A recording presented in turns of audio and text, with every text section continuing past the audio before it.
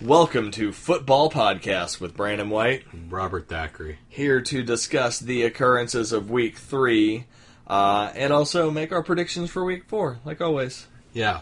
Welcome from Bizarro Week. Yeah, we're hopefully getting out of Bizarro World now because Week 3 was...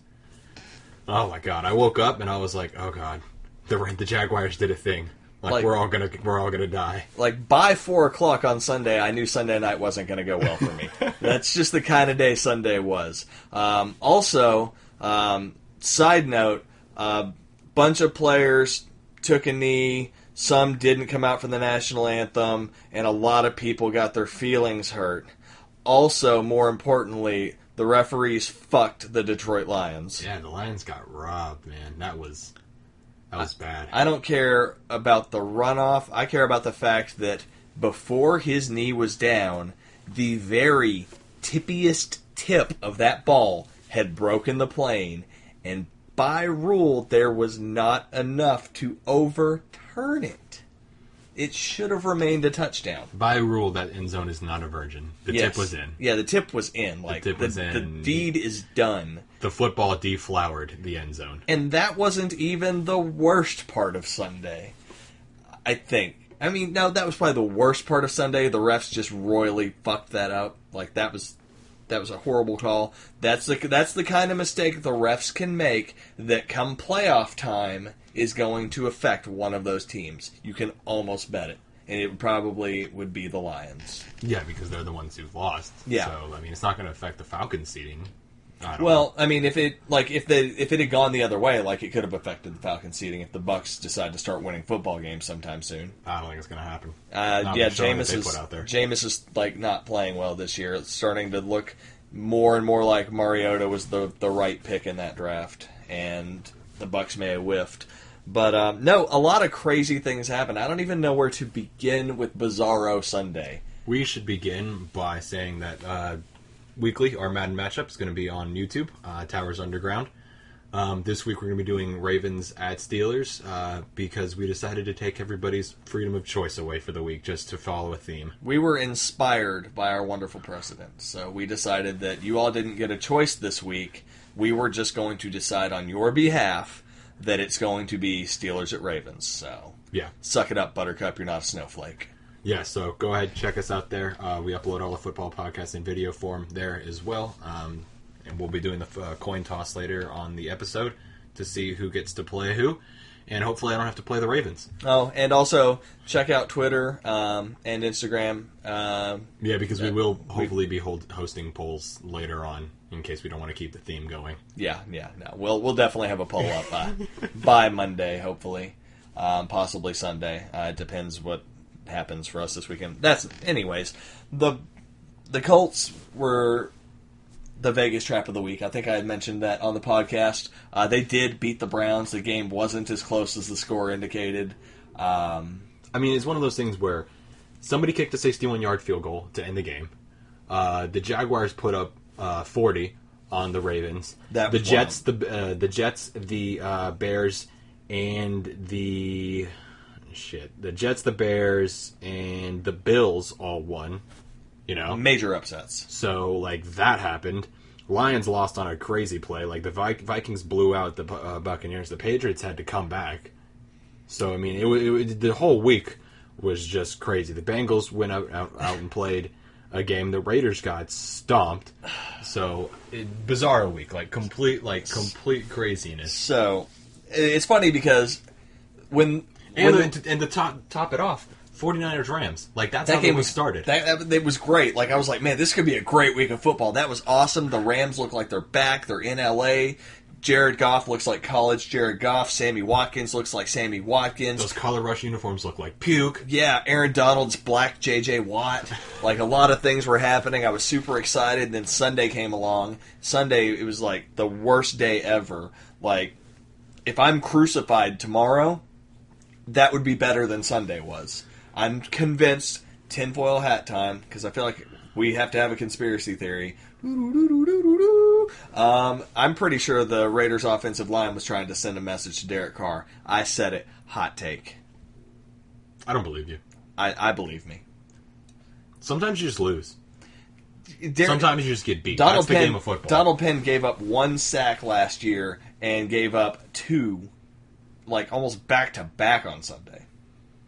Like, yeah, but I mean, he also held out. So, like, maybe the reps or the... What's your opinion on the Washington Redskins as a team? Below average. Yeah. Our offensive line is... Below average, but their front seven is pretty decent. Our offensive line is almost now universally this year considered probably the best or top 2. And they got manhandled all night. Granted, I don't think the Eagles have like a top 10 offensive line as of currently right now, but they gave up like something in the range of like 4 sacks to the Redskins. Marshawn Lynch got dad-dicked like more than once by one single man. It was just a bad game overall. Like everything that could go wrong. The whole game was just not like. So that's what I'm saying. I don't think it was like them trying to send a message because like you go out there and you let Derek Carr take too many unnecessary hits. He breaks his leg like he does last year on like just a happen chance sack. Like that's your season because like you guys wanted to quote unquote send a message. Like I understand why they may have wanted to do that, but it's not the professional thing to do. And it's not the smart thing to do from a football playing standpoint. I mean, people would argue that Colin Kaepernick threw his, quote-unquote, threw his career away to send a message. So... Yeah, but I mean, that's a vocal... You understand, like, what the message was happening. And here, I just don't, like... It's one of those things where, like, why would you incite... Well, the Bears did it to Jay Cutler a few years ago. Why would you incite more division by purposefully having these trained people who like are trained to like hurt people to like hurt the guy who's basically propelling your team forward? It doesn't make any sense to me. For the sake of the hot take, this is 2017. Do you not know the media? It's a conspiracy theory, but it's one that I don't agree with. It's one that I don't even think.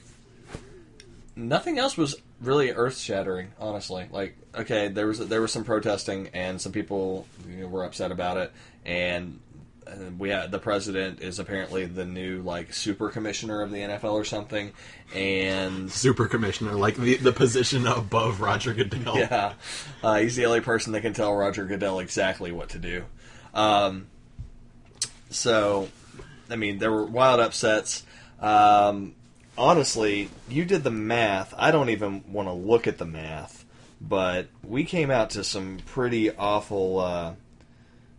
Like feelings about how our picks went, and then you did the math today, and there was actually like a sigh of relief. Yeah, you were 10-6. I was 9-7 for the week. Damashek was also 9-7. Correction from our last podcast: Damashek was actually 12-4 last week, so he's tied with me. And because he was 9-7 this week. Damashek and I actually have the same overall record for the year. With Brandon being slightly ahead of us by 3 games at 33-14, with Damashek and I being at 30-17. So, apologies publicly to Damashek for disparaging his name. He is just as good as me. I am apologizing exactly 3 games less worth of apology because I'm 3 games better than him. Interesting that after Bizarro week, we're still both above 500 for the week. Yeah, so, I saw that and I was like, oh my god. Like, the 1 o'clock games didn't... Yeah, the 1 o'clock games were bad. Just as a quick thing, because I think I said this before, I don't know if you want to really talk about this, but like we had like what felt like 22-0 teams that were going into this weekend undefeated, and like all of them lost. So there's only 2 3-0 teams now. It's one of the Falcons and the other is the Chiefs. Which one do you think is going to lose first? The Falcons. The Falcons, even in the AFC, even with the AFC West being what it is, you think the Chiefs aren't going to lose first? I think the Chiefs are definitely going to hold out longer. I think they're a more complete team. I don't know. I feel like they're going to have an Andy Reid game. Like Andy Reid's going to do something, like mismanage time, or like decide that he wants to throw 50 times with Alex Smith and just like give a game away. He did that. It was called the Patriots game to open the season, and it worked. They got the W, and Alex Smith threw for like 432 dad dick yards against the Patriots. I'm not saying that the Chiefs are going to lose first 100%, but I just out of the 2 teams, I think yeah, the Falcons probably would lose first. But it's crazy. It's the first time. Like at this point in the season, I feel like these 2 teams could be in the Super Bowl this year. Like that, this very likely could be our Super Bowl matchup. That wouldn't be surprising.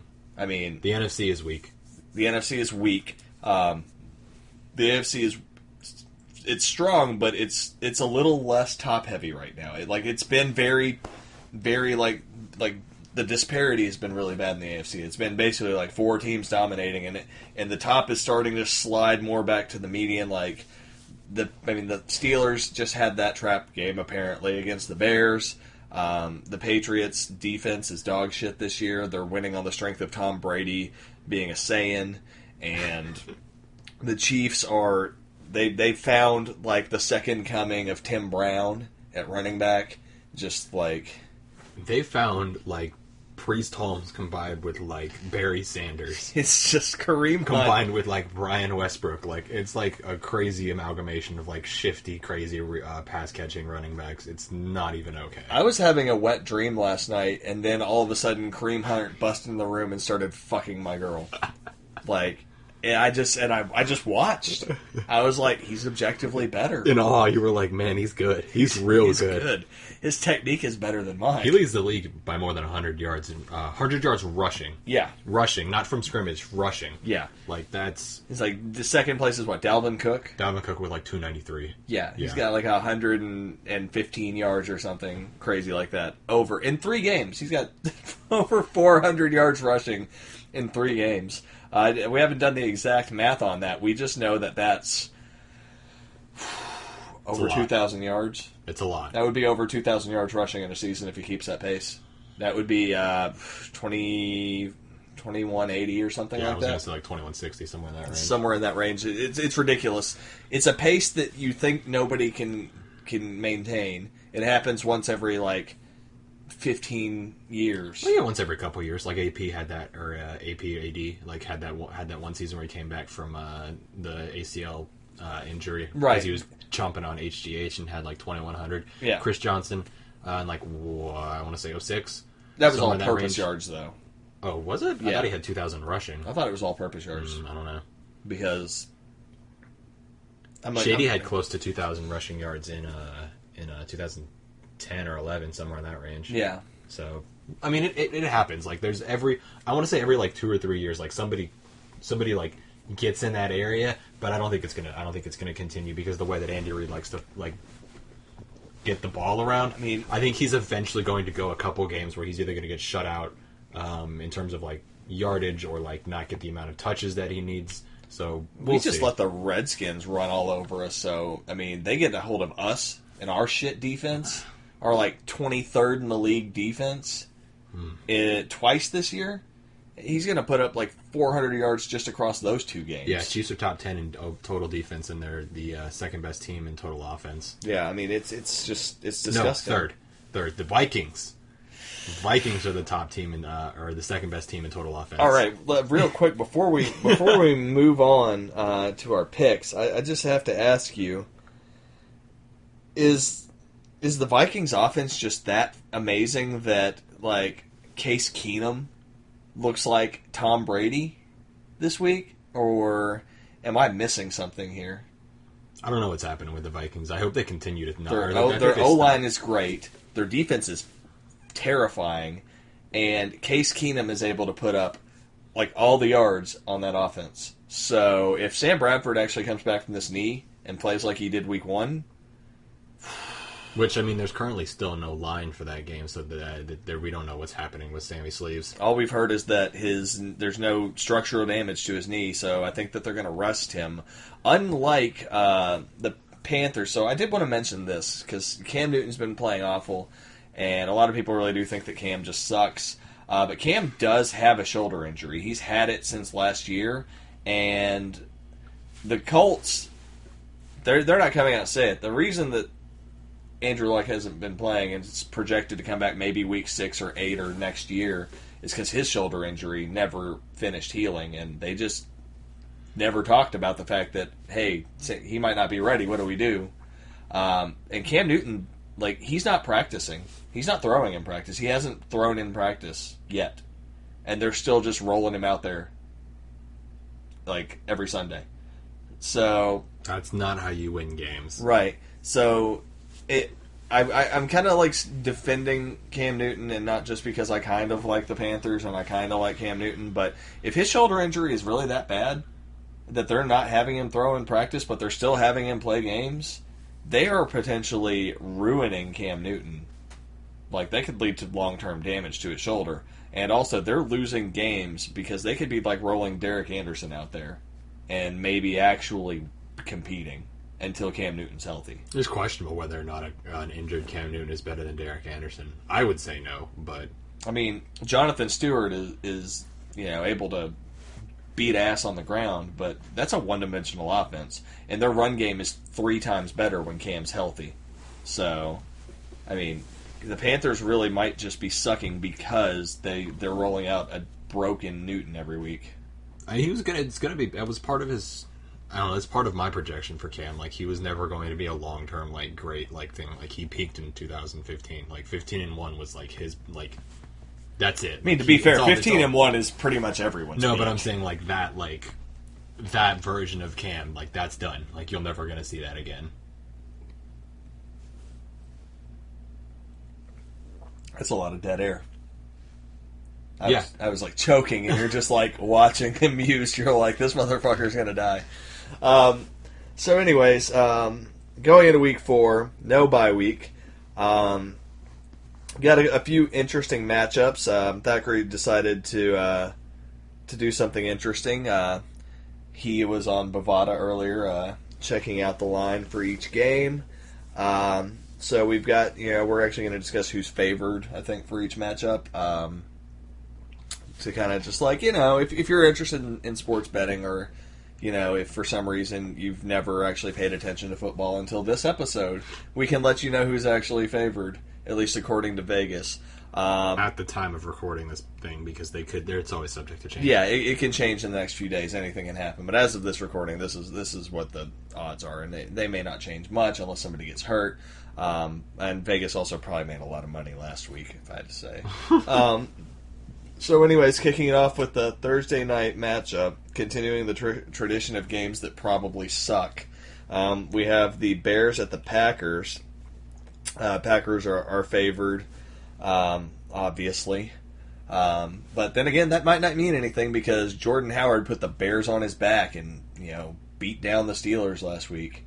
I think more than anything, the interesting thing here is how much longer is Mike Glennon going to be the starter before they decide to just go ahead and throw Trubisky out there. You do this every week. You understand that, right? You've done this every week. It's like, when is Trubisky going to be out there? I'm like, Glennon's not losing them any games specifically, so like... I mean, they won in spite of Glennon this past week. He threw for like 100 yards. Yeah, well, they lost in spite of their receivers week 1 because they should have beat the Falcons. So, I mean... It's true.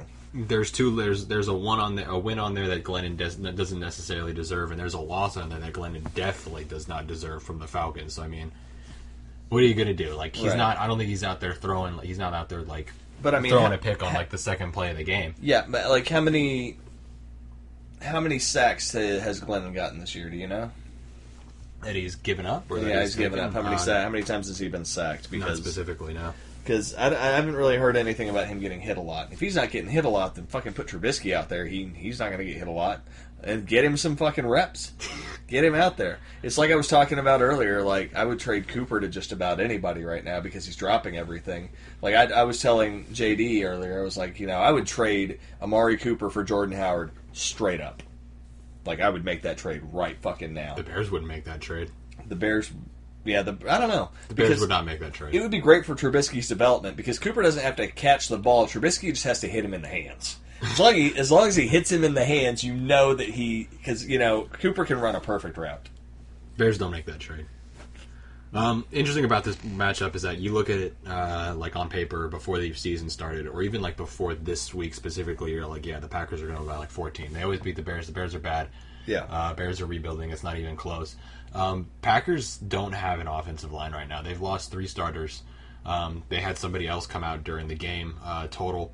So, like, it's bad on the offensive line. I think they were getting manhandled by the Bengals their offensive line is just like Aaron Rodgers under center, and then that dog that's in the truck with him in the commercial is, like, snapping the ball, and then there's no one else. Yeah, like, Aaron Rodgers won, and the Green Bay Packers won in spite of that offensive line. It looked like by the time they got in there in the third quarter, like that second half, they were able to make some sort of adjustment. Yeah. But without those starters, like they lost their left tackle, their left guard, and I think they lost their right guard as well, either before or during the game, and they were out there starting. I thought their center went out. I could be wrong. I could be wrong, but I thought their center went out. They were missing 3 pieces, and it was bad. Like they weren't like obviously they're not running the game, but they could not run the ball against the Bengals, and the Bengals have looked awful, by the way. So I mean, it's not like they were doing anything fantastic, but they were all over Aaron Rodgers. He had less than 100 yards total. Like the offense, not Aaron Rodgers. The offense had less than 100 yards total. They won, thankfully, like in spite of everything. But it's one of those things where like it wouldn't surprise me if the Bears played them a little harder than everybody is expecting. Like they're giving the Packers 7 points here, which I think is very generous. Yeah. I mean, it'll be interesting. I'm still going to pick the Packers, but I think it'd be like by 3, just because if they can't get that O-line running on a short week, by the way, because I think that plays way farther into is that this is true, that they've had injury issues, and they're definitely not going to get those guys back. The Bears with 2 days of rest. The Bears were away at Pittsburgh, correct? Home. It was at Soldier Field. It was at Soldier Field. Okay, so and the Packers were at home at Lambeau, so it's a short week, and at least there's not a lot of traveling involved. Randall Cobb's going to be back, so they're not going to be without Randall Cobb. So I mean, that was part of the reason why they weren't able to get anything going, truthfully. But the Packers are favored, and I think for good reason. The Packers will probably win, but it wouldn't surprise me if they go out there and it's like a 20 to 17 type of game where like the Bears are just hanging around there because like the Packers aren't able to get anything consistently going, but they can like chuck off a couple long passes, or like Randall Cobb has like himself like a 80-yard 2-touchdown game coming back. But go ahead and pencil me in. I think Packers are going to win this one. It could be close, but no, the short week adds some stuff into this. If it was a full week of like prep time and rest, I think it'd be an easy game, but the short week makes this an interesting game. It'll probably still be awful. I'm not anticipating these color rush uniforms. They're going to be bad. Thursday nights suck. Yeah, they really do. Another London game. Another starting off Sunday at 9:30. In case any of you early risers are out there. NFL keeps trying to make fetch happen. I don't want it to happen. The Ravens definitely didn't want it to happen last week, and now you're putting the Dolphins out there who are losing a home game, and the Saints are having to travel much farther, a lot farther than them, to get to London, and they're both playing real early. So this is one of those games where anything can happen. I mean, Dolphins went out there and laid an egg last week too. Yeah, the Saints are only favored by 3 by Vegas currently. This is one of those things where the Dolphins have the superior defense and the Saints have the superior offense. The Dolphins could get into a shootout with the Saints. That is a very, very realistic possibility. I don't know what to expect other than I don't think the Dolphins' offense is going to be able to keep pace with the Saints. Drew Brees is just Drew Brees still. I mean, he's showing it this year. Like, he can carry the Saints for better or worse, and for the most part now it's been the worst. But they're both... Oh, God. I don't know. I'm struggling with this one because, like, in my heart, I'm going to be like Saints, but in my head, I'm sitting here like, Miami could win this because their defense is better, and they could run all over the Saints. They could pass all over the Saints. Anything could happen. Granted, they've played one less game, but Miami's actually last in total yards, in total offense. Yeah. Whereas the Saints are 6th. Miami is 1st in total defense, whereas the Saints are 2nd to last, only being beaten down by this matchup is very interesting because that defense of the Dolphins could maybe hold back Drew Brees enough that their offense has a fighting chance against that god-awful defense. But I mean, if Cutler can put it up, if Cutler has enough time to put it up, which he probably will, like the receiving tandem, or the receiving trio actually of Kenny Stills, Devontae Parker, and Jarvis Landry are more than enough to give the Saints secondary fits. That secondary can't handle that. Yeah, they had some problems with Cam Newton, and that's with Kelvin Benjamin going out. Like, they got burnt a couple times, and that's pretty bad. Yeah. game the Dolphins can definitely win. Like, they pound the ball with J.J., he could play action pass, get Cutler out there on the edge, and it's one of those things where it wouldn't surprise me if they win. And the thing is, they don't have Drew Brees. Like, Drew Brees makes that offense go. Like, Michael Thomas is still there. Willie Snead, I think he might be coming back here soon. I don't know. He's got this suspension going on. But regardless, Willie Snead's going to be... Yeah, Willie Snead's actually coming back. You got Brandon Coleman, who caught a touchdown last game. Colby Fleener, who's basically non-existent, is always sort of a threat in the end zone or in the red zone. He wasn't last week. So yeah, I mean, there's a tandem of offense or a tandem of like receivers on both ends that are fantastic, and it's going to depend on whether or not the Dolphins can really stop Drew Brees, because that's what it comes down to with the Saints. Like, the Saints team has been like this since they won the Super Bowl. Like, they've just been this terrible team on defense and this great team on offense, and you don't know what's really gonna happen week to week, because it really depends on how well Drew Brees can throw them out of this, and he's generally going to be able to throw them out of a couple games at least. Like, yeah, this is one of those games where I would give it to the team with home field advantage, but the problem is fucking London. It's a neutral field, and even though it's a home game for Miami, it's not an actual home game. So if the Dolphins win, I wouldn't be surprised at all, because I am a believer in Jay Cutler, and I am a believer in Jarvis Landry. But I'm going to go ahead and give it to the Saints just because Drew Brees, the Dolphins have only played 2 games. Yeah, their defense looks really great. They've played one less game than everybody else. Maybe Drew Brees can bring them back down to earth. Yeah, they didn't have they haven't impressed me. The Dolphins have. They won on Young Ho missing a kick. And they just got destroyed by the Punisher and the Jets. Yeah. So the Dolphins don't have a great body of work. Whereas I know what I'm getting with the Saints. They were able to keep pace with Tom Brady. Yeah. And they were able to put it down on the Panthers, who supposedly have a really good defense. So I have more faith in the Saints, despite them being 1-2, than I do the Dolphins. That sounds right to me. Titans at Texans. Oh boy. What to say about this one? Well, I'm going to start with this. With Tom Savage, the Texans lose. With Deshaun Watson, this is a very interesting game. So Deshaun Watson came out there and looked like a grown-ass man. Deshaun Watson... Okay, I'm going to say this right now. Call it a hot take if you want. Granted, the Patriots do have the worst defense in the league statistically right now. So, they do. But here's what I look at when I see the Texans. They have Deshaun Watson in an offense that is catering to Deshaun Watson and a disgusting front seven. This is the Houston Tigers. It's like he's back at Clemson. That's what it was. Watching that. The Clemson Texans? It's the Clemson Texans, the Houston Tigers. Obviously, we've been high on the Titans. The Titans look like the real deal. Mariota looks like the real deal. They have an amazing offensive line. Their pass rush isn't bad. Their secondary is looking great. They've got weapons on offense. They look like a complete team. They are a playoff contender. And then you look at the Texans, who just very almost beat the Patriots. It was a shootout between Deshaun Watson and Thomas motherfucking Brady. Thomas Big Dick Brady. I don't remember what Tom's middle name is, but it's Big Dick. And Deshaun Watson was almost able to lead that offense to outscore Tom Brady at Gillette, mind you. That's never happened. That's not a thing that happens. So this is probably the game of the week, I think. I think this game is going to be a barn burner. I'm really, really excited for this one. My heart of hearts tells me the Titans, just because they are still the more complete team. But dear God, if Deshaun Watson is the real deal, if he was the right pick, if that was if Deshaun Watson lives up to the hype, because I thought he was overhyped. Yeah, okay, Clemson won. Whoop-de-fucking-do. I thought that he was going to be maybe RG3 or some bullshit.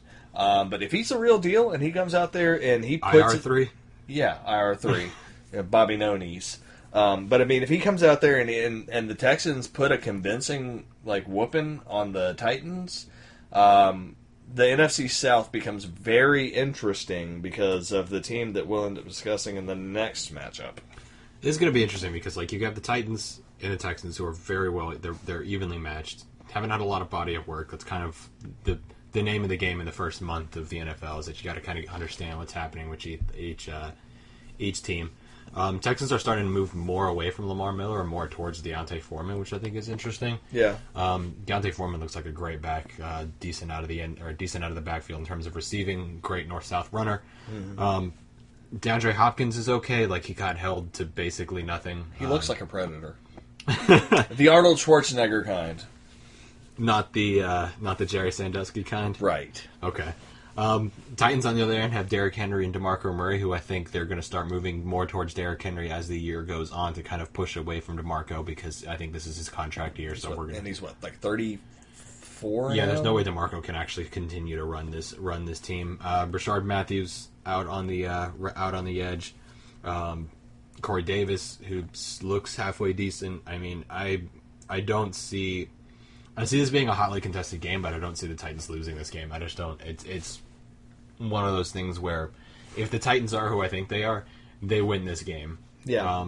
No matter what, like I think they're more built to beat the Texans with the way that they're playing because they have a similar style player in Mariota, who is, for all intents and purposes, better. So they should be they practice against a better version of Deshaun Watson now, right? With essentially a team and a style of offense that they're running because the Titans do run this weird like power running pistol zone read type of thing. So like the Titans are just a better version of what the Texans are now. Yeah. In my opinion. It's like you've got a better front seven on the Texans, but you've got a better overall offense and secondary on the Titans. So the Titans are favored for a reason. Yeah, like the Titans should be able to do this.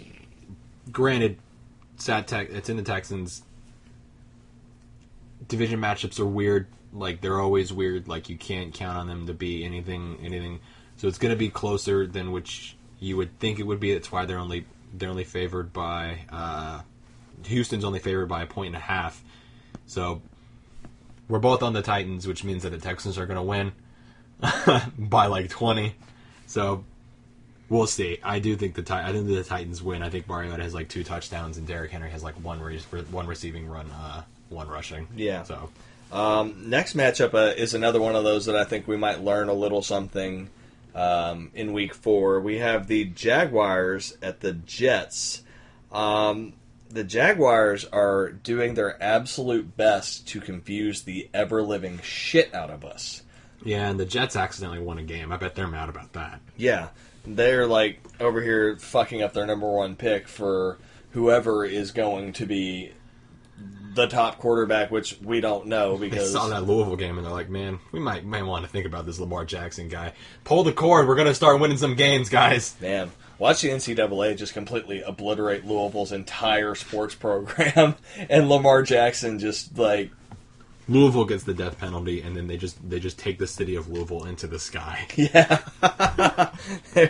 this is all somehow worse than the Jerry Sandusky thing at Penn State. For any of you that may not know what we're talking about, just look up this whole Adidas NCAA scandal that's going on right now. It's basketball, but this could be one of those things that bleeds into the other sports programs when you look at it just at the surface. But, you know, the Jets won a game against the Dolphins that nobody thought they would win because they're the Jets. And they have Ivan Drago as their quarterback, and they just... I think one of the funniest things I read this week was the Giants got the wrong Jets wide receiver, I think is what I read, which is disrespectful and hilarious. But the Jets just shut out the Dolphins Sunday during Bizarro week, and they're hosting the Jaguars, who week 1 were like, holy shit, they're actually good. And then week 2, we were like, they are who we thought they were. And then week 3, they were like, no, wait, there's more. When they just, like, they actually, I think, if I'm not mistaken, I actually think that Blake Bortles went over to the Ravens bench, and Harbaugh was just sitting there baffled. His jaw dropped. So Bortles just inserted his penis into his mouth and was like, I'm the daddy now. So Harbaugh, was complaining after that game, saying, like, I don't want us playing in London anymore. Like, the travel sucks. It's hard on our players. It's hard to game plan. It's that, and the other thing. And, of course, the Jaguars have been playing in London for, like, 1,000 years now, it seems. So they've got it down to a science, how to prep, how to, be ready, and all of that. So they did have... against all odds, they actually had a home field advantage in London. So is it one of those things where the Jags really, really are good? Their defense does look really good. Their offense has a lot of potential in spite of Blake Bortles, or is it just that the Ravens were so disadvantaged by the travel and John Harbaugh apparently being unable to prepare his team for a professional football game? So, I mean, like, did the Jets come out there and accidentally win because the Jaguars might be pretenders and the Jets are playing at home this time? Jaguars coming off of a lot of travel? Or did the Jaguars just beat the brakes off of the Jets and suddenly be a 3-1 team that nobody saw coming and suddenly be, in potentially first place in the South, uncontested? Jaguars went out and, as pattern would suggest, if you're laying out a pattern here, week 4, since it's an odd week, they should go out and shit the bed. It's against the Jets. Jets are bad. They really don't have much in terms of offense going. They were able to put up some points, surprisingly. Jermaine Kearse actually looks like he's doing pretty well in their offensive system. Bilal Powell's all right. McCown's not playing nearly as bad as I thought he would, despite me saying that he was probably the best quarterback that the Browns had all of last year. Yeah.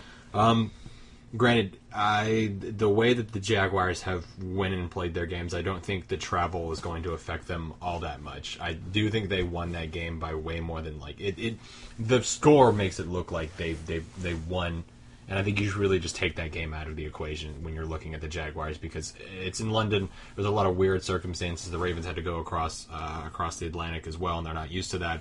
So I think that's one of those things where you're gonna lose some games. You may lose them bad. Chalk that up as a loss and go on to the next week. The Jaguars, I don't think, are like a 44-7 type of winning team. That's just not them. That being said, I do think that they should be able to go and beat the Jets because their play style travels better than they would have traveled in say 2015 when they were really Bortles heavy in terms of what was going on, and it could be literally any week or any game, any given Sunday that Bortles could throw 4 interceptions and throw the game away. But they're going to pound the ball with Leonard Fournette. They're going to try and control the clock, control the time of possession, allow Bortles to make the throws that he needs to make, and that should keep McCown and Kearse off the field. They should be able to have their way with the Jets defense because they've traded or cut literally anybody that means anything, and they should be able to put this game away handily by 24-13, one of those kinds of games where it's you convincingly beat a team that should be worse than you. Do you want to hear a fun fact? What? Depending on how things go this Sunday, which is very realistic looking at just the matchups we've gotten to so far, we could be going into October with the Rams, the Lions, and the Jaguars being in sole possession of their divisions. No. Anyway. Jaguars, Jets. Jaguars. Okay. So don't even. Panthers at Patriots. You kind of did a thing about Cam Newton before. Do you have any other insight or things to talk about? The Panthers defense is okay. Drew Brees was able to light them up, and he lost a gun show to Tom Brady. Yeah. Patriots literally have the worst statistical defense in the league. So if the Panthers are going to do anything offensively, they're going to do it this week. You'd think. That being said, they're playing in Foxborough. Cam's fallen off, in my opinion. Cam's done. He's not elite. He's not dangerous. McCaffrey looks okay, but you got to have somebody to give him the ball. Jonathan Stewart's still going to pound the rock, but it's one of those things where they're going to get behind early. They're going to have to throw it, and you're going to see Cam get exposed. So this one's a really quick and easy one for me to predict, and here's why. Cam's hurt. We know this. Cam's not playing well. Call it what you want. Cam's not playing well. Tom Brady's anger. Tom Brady. He is anger incarnate right now, I feel. He was pissed off the moment he got put on the cover of Madden. He's not a fool. But here's the reality of it. Right now, the Panthers' only hope against the Patriots is running. And Bill Belichick always game plans to take away your strength. So their entire game plan is going to be built around stopping the run. And right now, Cam Newton can't pass. So unless they start Derek Anderson, they have no passing game, realistically. Which means they're going to have no offense. Which means the Patriots' defense isn't going to matter. So you're going to have a situation where Tom Brady's going to score if Tom Brady wants to score. The Panthers' defense is good, but it's not shut down Tom Brady good. Ask me how I know. Go ahead, ask me. How do you know? Because a couple years ago, the Patriots put a big boy whooping on the Panthers in the Super Bowl. So, I think this is pretty cut and dry. Vegas has the Patriots favored at a no shit. Like, obviously. You're still living in bizarro world, but the Patriots beat the Panthers in the Super Bowl. Yeah. Yeah. It's the Broncos, you asshole. The Patriots have won so many Super Bowls recently that I just assume that whatever NFC team played in the Super Bowl, they lost to the Patriots. That's a real thing that just happened. No, if you're a betting man, it's a good bet to make, but you're wrong. Yeah. Regardless, they're going to put a big boy whipping on them. I think 33-10. Oh, by the way, if that Super Bowl had been between the Patriots and the Broncos, the Patriots would have won. And that makes no sense because they did beat them in the AFC Championship. But the way that the Super Bowl went, no, the Patriots would have actually won. If they would have been, if it was like a rematch, an all AFC Super Bowl, an all AFC, yeah. If that had been a thing, like if that could have been a thing, if they replayed that game 2 weeks later, Patriots won that game. Call it what you want, hot take, I don't fucking care. Patriots win all the Super Bowls. They're gonna beat the Panthers. Yeah, they win big. I think they win big. Panthers aren't going to be able to do anything. Yeah, this is going to be. I'm going to say 20. No, it's going to be like 31-9. Yeah, I said 33-10. Yeah, like that. Yeah, 31-9 for me. Like it's going to be some bullshit. Lions Vikings still without a line. No, unsure about Sam Bradford. Don't even know if it matters. Stefan Diggs and Adam Thielen currently number 2 and number 3 in terms of yards total receiving yards in the league. The only person that's above them is Antonio Brown.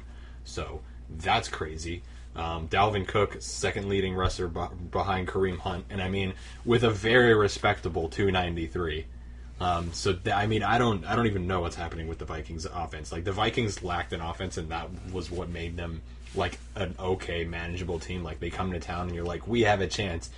If they're out there scoring at will, being the second best offense in the league, is it like 1998 again? Like I don't know what's going on with the Vikings here. We were discussing this earlier today, and I was like, no matter who I pick, I lose because I've been on both their hype trains. I've been over here like Vikings are a legit contender, and I'm over here like Lions are on the come up. I fucking love Stafford. I think that their defense is promising. And now they're actually going to be playing each other this year.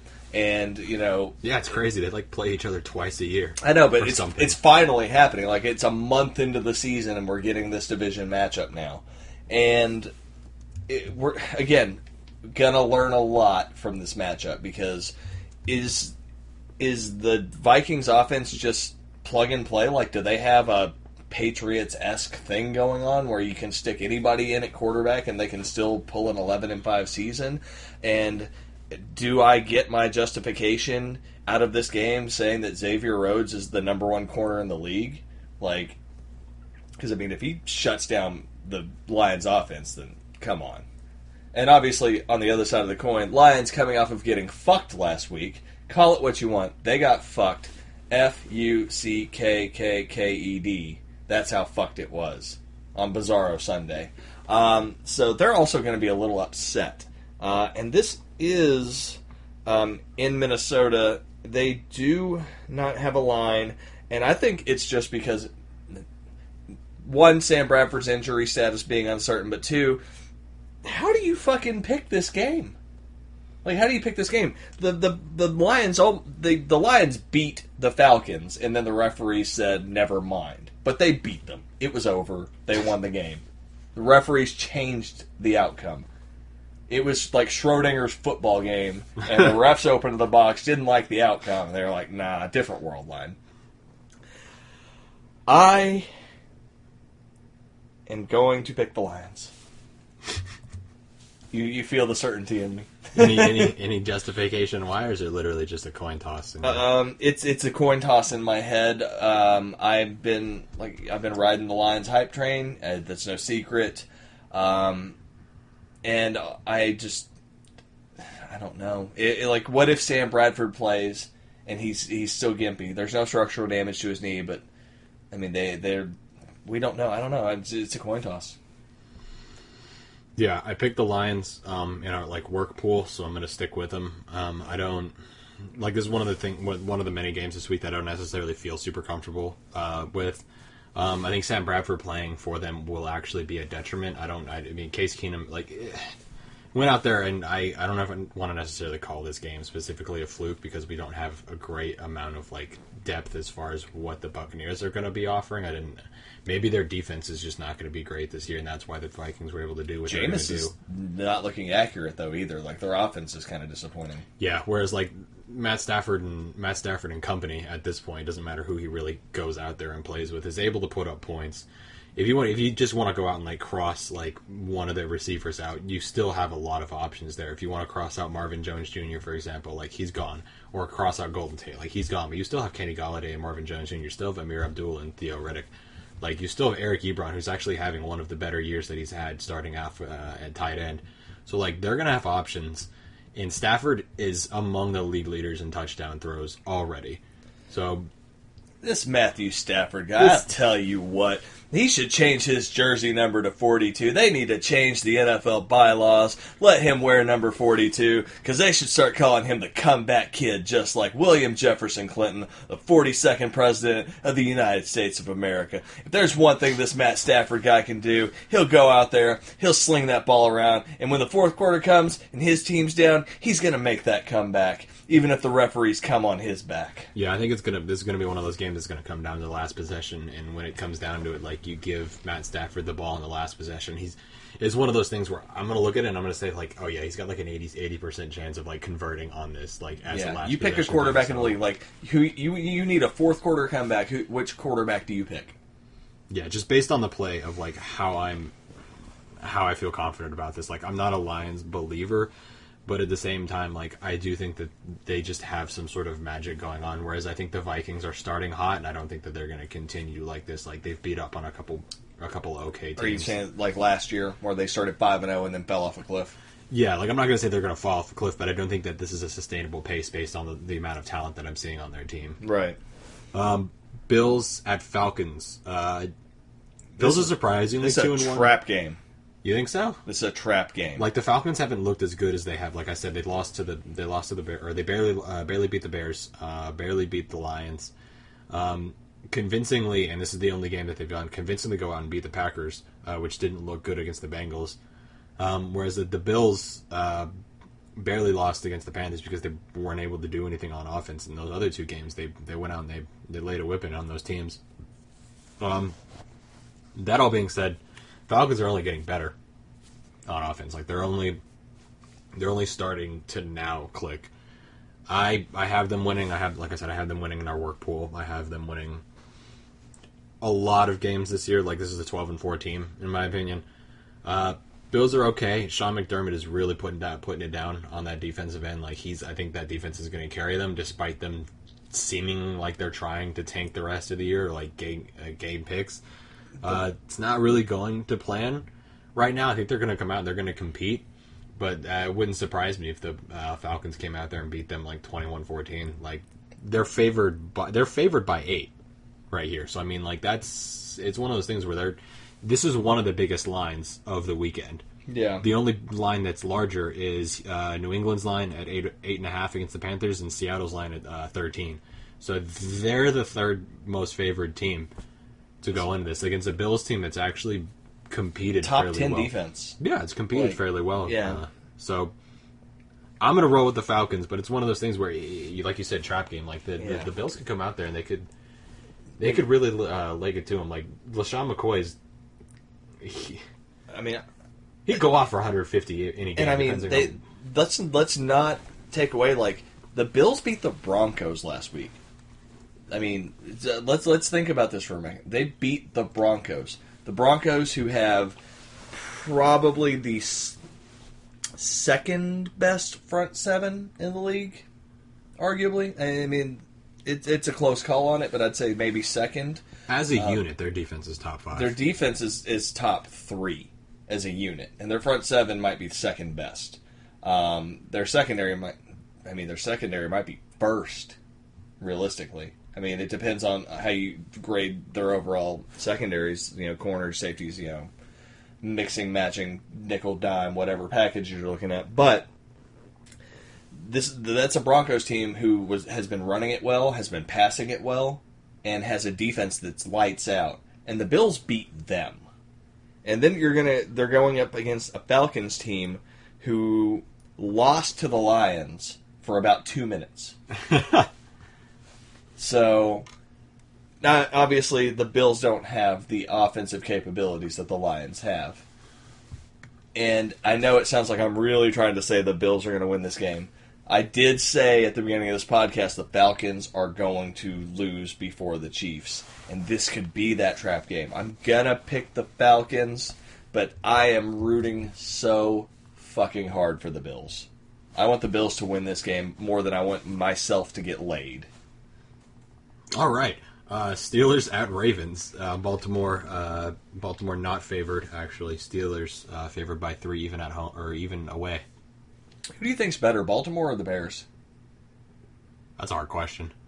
I think the Ravens have a better record than they actually are as far as the team goes. Like they're gonna fall down the stretch like 6-10. Is it unfair for us to say that Mike Tomlin's an overrated coach? I feel like he inherited a winning coach. He inherited a really good team, and the Steelers have been only marginally competitive. Yeah, they go to the playoffs consistently. They go to the playoffs consistently, but that's a sign of a well-run organization. Generally, they're consistent in everything. But I mean, like to lose a game like that to the Bears, I find that really intriguing. The Ravens, obviously, John Harbaugh. They played down. This is the one thing that I said this before. They played down to their competition. So, like, the Steelers could be the best team in the league, and they're always going to. You actually said that last week, and then you picked them, and then they played down to the Bears and lost. Yeah, I mean, you basically called that and just picked the wrong team. So, I mean, John Harbaugh is angry right now, but Mike Tomlin just got called the N-word by a firefighter. So, I mean, he's probably pretty upset too. So, I don't know what makes a person angrier, having to play in London or being called the N-word. Yeah, Ravens lead the league in interceptions. Ben's playing away. Ben's home and road splits are terrible. Yeah, terrible. Like if you're playing away, and you have Ben Roethlisberger as your quarterback, like there's a strong possibility that he may throw the game away. He's definitely not going to do you any goddamn favors. Wait, did he allegedly rape those women in the men's room or the women's room? What's it matter? Home or away? Oh God. Okay. Just curious. Realistically, the Steelers are the better team, and they should bounce back, and they should win this game. Le'Veon hasn't done anything this year, and I'm waiting for him to have that game where he just goes the hell off and starts to trend upwards. This is the one it happens. It wouldn't surprise me. So that's why I picked the Steelers in the work pool. But I'm looking at this, and I mean Antonio Brown, despite leading the league in receiving yards, isn't really doing much of anything. Like they should, if you had the league's leading receiver, you would think that you would be winning games by a little bit more than you would be. But they weren't able to put away the Browns after a while, and they had the only team that they actually convincingly beat was the Vikings because they weren't able to put away the Bears. So I don't know things where I picked the Steelers at work, but I think I'm actually going to roll with the Ravens here. All right, no, I can respect that. Bengals at Browns. Bengals. No, Browns got to win sometime, man. Browns got to win sometime. They're both 0-3. I think this is a great time for the Browns to come out there and roll with a win. We'll see what we get. We just disrespected half of the division. Moving on. Deshaun Kaiser believer. Browns all the way, man. Ugh. Rams at Cowboys. I am So hyped for this game. I am probably going to do my best to watch this game, actually, of all the 1 o'clock games, because I assume that we will... Fun fact, we're going to be camping this weekend. We're going to be at a festival. I don't think we'll be at the actual concerts at 1 o'clock. I'm going to try to watch this game if I can get cell service, because right now I am really, really liking this Rams hype train. I said it, earlier in the podcast. Cowboys have looked inconsistent. Based on the teams that the Rams have played, this will be the best team that they've played so far. This is like a gut check for them. Yeah, like they beat up on a Redskins team. We're almost able to come back. That we really don't know what's going on. Redskins team that just beat the shit out of the Raiders. Yeah, just completely annihilated the Colts. Sans Andrew Luck with Scott Tolzien. And ran up 40 on the 49ers. So it's going to be an interesting time. Like, if the Rams are able to pass protect, because the Cowboys are in the top 10 as far as sacks total. So, like, they're actually getting after the quarterback. League leader in sacks is actually a Cowboy. I think his name's like DeMarcus Lawrence or something along those lines. Yeah. So, like, they're actually able to get after the quarterback. If the Rams continue to be proficient at running this West Coast offense, not surprising to me that they could win this game. That being said, I have more faith in the Cowboys right now. I hate saying that. I do think the Cowboys are the better team, but if the Rams come out there and win, they win convincingly, they could run away with that division. Yeah, no, I mean, this is a make or break point for both of these teams, actually. Right now, the Rams are in sole possession of the NFC West. And the Cowboys are in a 3-way tie right now. Yeah, so I mean, the Rams win this game, they jump out to a lead against a division that looks weak as hell right now. Yeah. They're the class of that division. And the Cowboys need to keep pace at this point because, I mean, the Redskins and the Eagles both look like they're actually trying to do something, and the Giants are trying to do something that's the opposite of what they're doing. Yeah, I think they're trying to replace Eli. They're like, hey, we saw that Lamar Jackson guy. Let's get some of this. And the Jets are like, no. Don't do it. That's bad. How do the Jets have a better record than the Giants? The city of New York is confused. You and I are at odds here. I'm going Rams, you're going Cowboys. 4:05, we have the Eagles of the NFC playing at the Eagles of the AFC. Don't disrespect me like that. I'm just saying. You know what's great about Eagles Cups? No. They don't leave any rings on your table. Oh, I like that. How many times have you heard that joke in your life? A couple times. Okay. Chargers have the same type of technology, too, though. It's really fascinating. Oh, yeah? They also don't leave rings on the table. Yeah? Yeah, it's crazy. So, interesting game here. The Chargers are the most talented 0-3 team in the league. I think we can probably agree on that statement, yes? One team has ODB and the other doesn't. Yeah, but the Chargers have all the other players they have. And their defense has all their fingers. They do not have Jason Verrett. Jason Verrett is out, and that's basically when we were talking about this earlier, that was probably what decided it definitively for me. Chargers, very talented team, but the problem they have is they don't have home field advantage at all. Last week's game, they didn't even announce their players' names over the loudspeakers in the stadium because they knew they were outnumbered and they didn't want their players to be booed coming onto the field. That's how bad the situation is in Los Angeles for the Chargers. Never should have left San Diego. The Eagles fans will be out in droves. That stadium is going to be midnight green or Kelly green or a combination of the two. And the Eagles just right now probably going to be the better team. I mean, they're actually for some reason not favored. The Chargers are favored. I'm guessing it's because they do have a talented roster. Probably a more talented roster overall. Yeah. But this is basically a home game for the Eagles. I don't see... If you all lose this game, then I'm sorry. Should have lost the game last week. Yeah, I mean, that was a barn burner, too. Like, that game was nuts. A lot of crazy things happened. Odell Beckham Jr. proved through pantomiming that he is, in fact, a son of a bitch in a very interesting touchdown celebration. But let's be real. The Eagles are probably going to outdo the Chargers because they are just in a very dark place. The Eagles currently have like no secondary. They have like 3 players that did not play last week. Rasul Douglas, the rookie corner that we had, actually played a pretty decent game. Picked off Eli Manning once. So did Patrick Robinson, who were the 2 starters who were not going to be starting going into this year. Rodney McLeod was also out. We had our special team specialist, Chris Maragos, actually out there starting opposite Malcolm Jenkins. So it was a very weird day. If we would have been playing any team that wasn't the Giants that would have been able to actually get any sort of run game going, the game would have been completely different. Playing Phillip Rivers, like it's the team, this 0-3 team is built better to beat the Eagles than the Giants were last week. You know, Travis Benjamin, Keenan Allen, Tyrell Williams, like they will all be able to more than likely beat their man going forward when playing. If we field the same secondary, if Rodney McLeod's back out there, I think we'll be a little bit better. Hopefully we can get somebody out there to cover somebody, because it's going to look bad. I would actually play like a 46 defense and have McLeod over the top and have Jenkins play in the slot at this point, because it's not going to look great. That, in my opinion, is probably why they're favored. They're only favored by a point, so it's basically a wash. That being said, I don't think the Chargers are going to be able to run on the Eagles at all. Like, nobody's really been able to get a consistent ground game going against them. Fletcher Cox and Jordan Hicks did also leave with an injury. They should be back. We'll see. It's still early in the week, so we don't know, but I expect Fletch and Jordan Hicks to be back.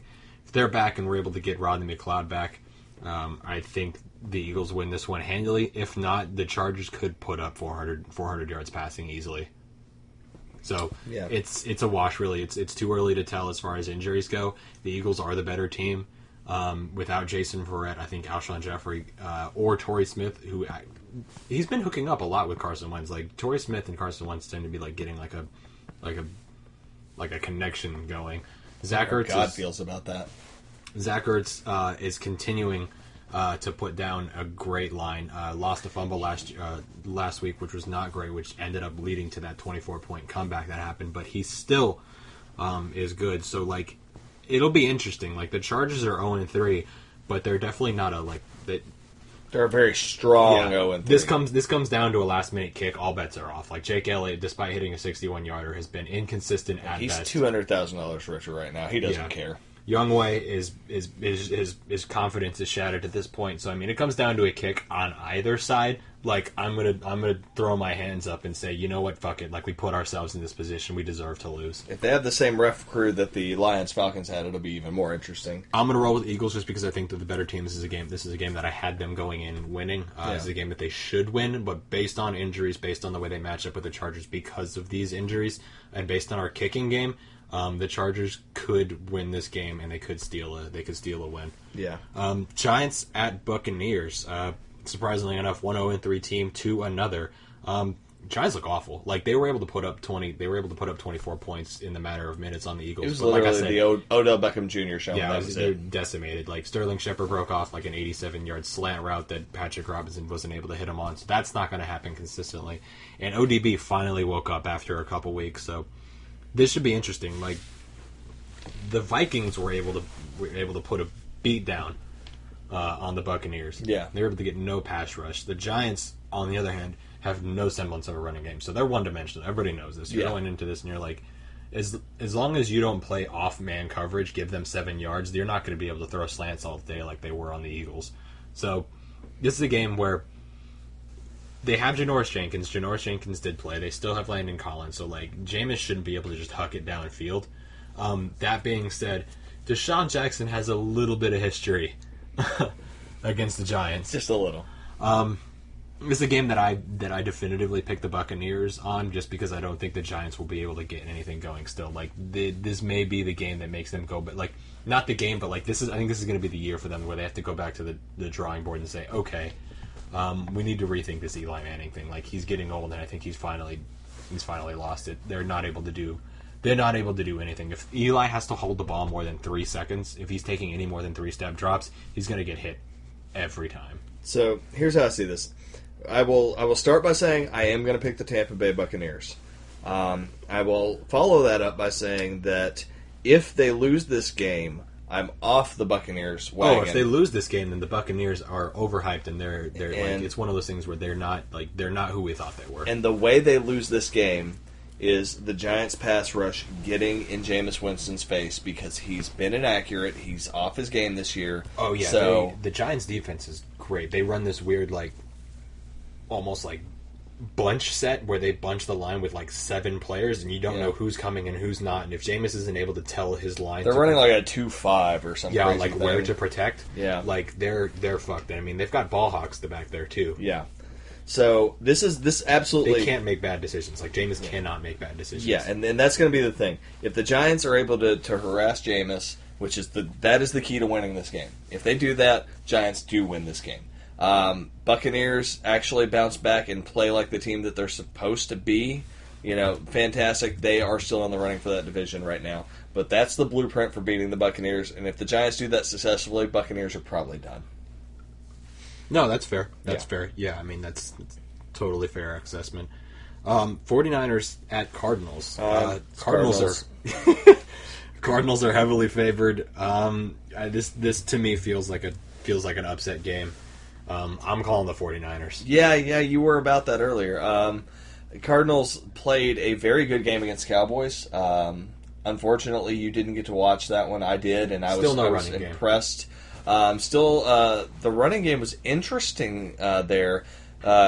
Chris Johnson had a good night. It wasn't a great night. It wasn't like a David Johnson night.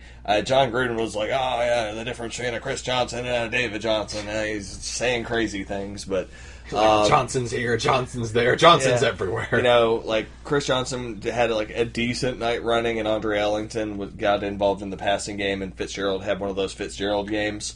That's the only reason why they were able to hang around. They're not going to do that every week. And they're also not playing the Cowboys, so the 49ers are really not going to be able to put any kind of whooping on the Cardinals. I know the Cardinals have looked bad. The 49ers have played every team that they've played really well, really tight. They barely lost against the Seahawks. They barely lost against the Kyle Shanahan effect. They barely lost against the Rams. I think this is the game barely lost against the Patriots in the Super Bowl. That's the wrong Kyle Shanahan team. I'm sorry. See what I did there? It's the right Kyle Shanahan. It's the wrong team, you rude-ass motherfucker. Yeah. This is the game that the 49ers go out and win. This is. I am, calling it.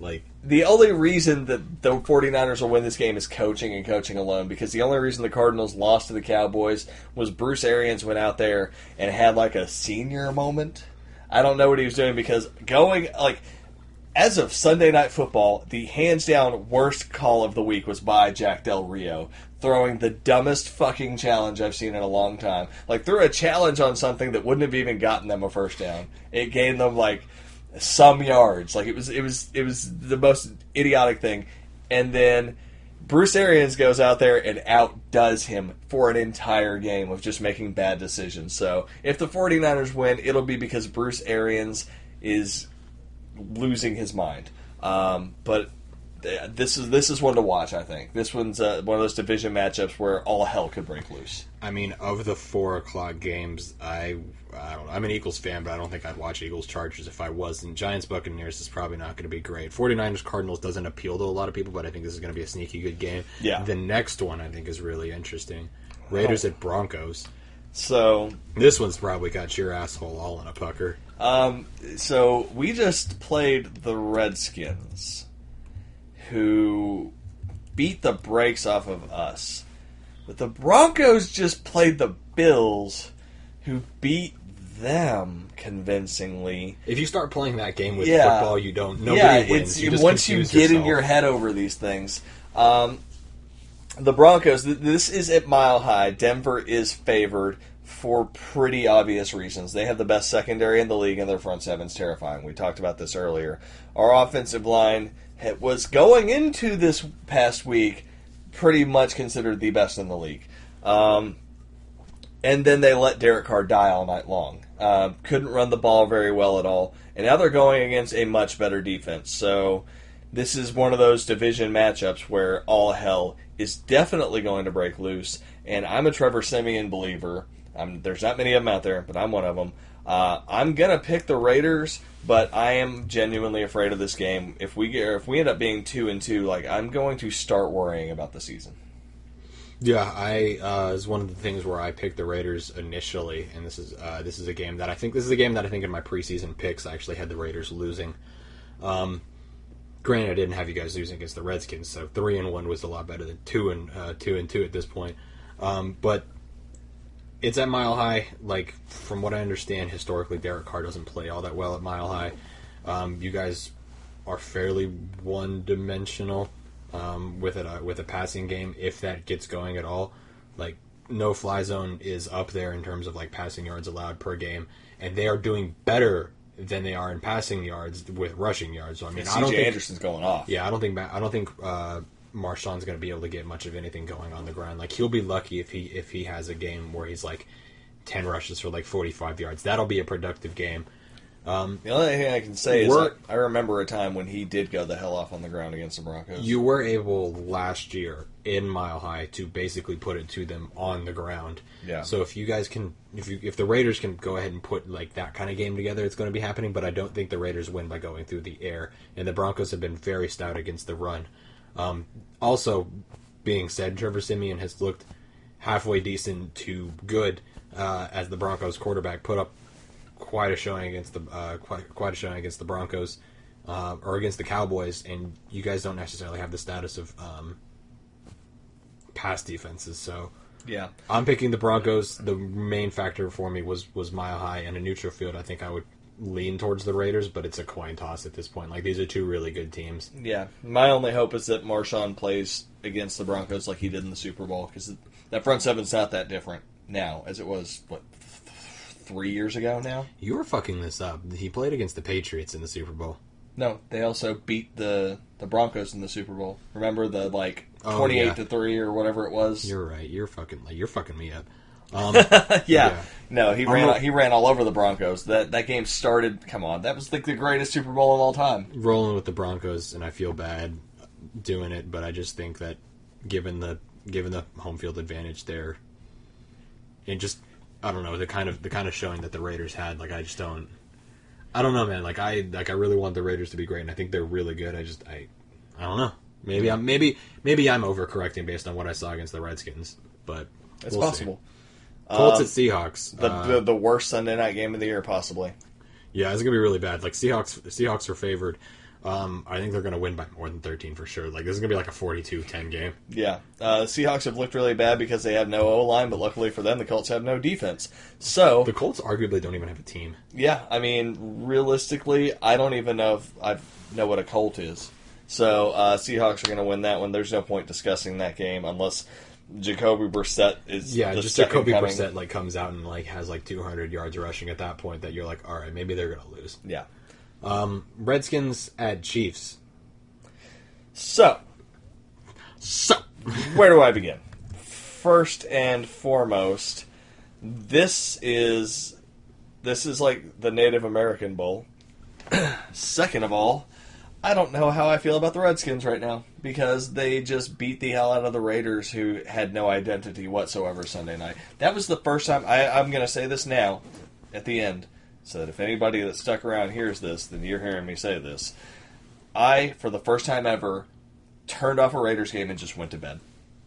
Just did it. It was like... Oh, I've done that many a time. It was like 5 minutes into the third quarter. Derek Carr had just thrown a pick, and then Marshawn got stuffed by one human being in the backfield. And I was like, you know what? I have to work in the morning. It's just not the day. It's just not the day. Like, we don't win this game, and if we do, then I wake up to something good. But there's nothing good comes from me staying up from this. So the Redskins, I don't know what to think of them. They did win the division last year. They have a weird offensive identity, and maybe their defense is better than we thought it was. But they're playing the Chiefs, who are the class of the AFC right now. I don't know what they're doing on defense, but they're not stopping Kareem Hunt, because Jesus Christ himself couldn't stop Kareem Hunt. Okay? The Great Wall of China couldn't stop Kareem Hunt if he was Mongolian. All right?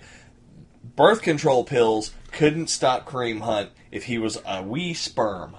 Like, nothing could stop Kareem Hunt. Kareem Hunt is something else. And that's not even talking about the defense of the Chiefs, which the Redskins aren't going to be able to do anything to. Yeah, the Redskins had a bunch of, like, long broken plays. Like, Josh Doxson had, like, a 51-yard catch and run. Chris Thompson had, like, a 50-yard, like, catch and, like, screen pass against, like, a garbage secondary. Like a 3rd and 19. He also had a couple long runs and long catches. So, like, the Redskins weren't able to, like, move the ball consistently. They had a lot of, like, long broken plays. And Terrell Pryor, for all his big bodiedness and all the money that they paid him, hasn't done jack all. Andy Reid knows how to game plan against the Redskins. He has a really good record historically against the Redskins. They're playing in Kansas City. I think it was a fluke game for the Redskins. I think it was a fluke game for the Raiders. Like I said, sometimes you just go out there and you get beat, unfortunately.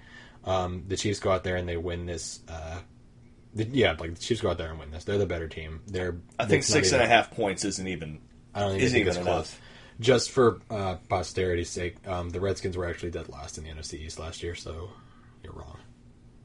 I was thinking the year before. Yeah, the year before they won this last year. I'm still stuck in Bizarro Week because I'm in the wrong world line right now. Yeah, the Redskins, for how well they played against the Raiders, like they got beat down by the Eagles and they barely were able to hold out against the Rams. So they don't beat this Chiefs team. They don't beat this Chiefs team at home. The Chiefs win this by 3 possessions easily. Oh, I don't know if I go that far. I do. The Chiefs win this 27 to 14. Lock it in. Chiefs win 38 to 20. Oh gosh. Okay. That's not 3. Yeah, that is 3 possessions. Yeah. Okay, interesting. Yeah.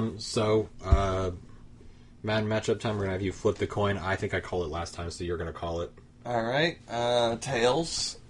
Man, that was awful. I was going to praise you for catching it, and then you just dropped it after that, like Amari Cooper. But it landed on tails. Yep. So, Brandon will get to pick the team. Go ahead, after you hear this, go ahead and check us out on YouTube. We'll get to see who Brandon is playing. More than likely, he's going to pick the Steelers because he hates me. Have a good week of football, everybody, and fly, Eagles, fly. Thank you.